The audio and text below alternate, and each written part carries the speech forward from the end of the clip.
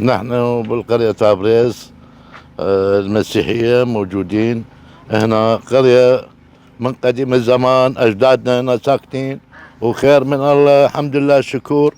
بس عندنا أشياء نقص هنا. شنو هي؟ مثلا مريض عمليات يريد، مثلا الناس ما عندهم فلوس، ما متمكنين، ما عندهم شغل، فقاعدين بدون شغل خطية، ناس يعني بالقوة عايشين.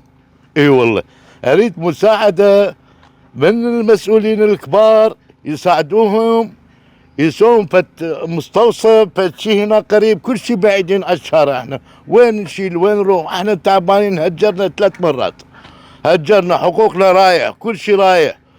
زين ادوية مرات تيجي والناس تركض هنا على المختار ويساعدونا كم واحد اكو، والباقي كلها تعبانه.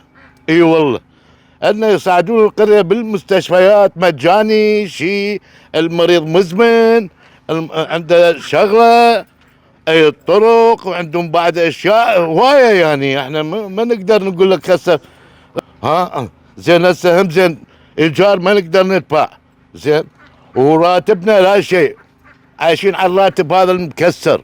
اكثرية القرية تعبانة. اي والله. دماهيك آخفتن يا فاريا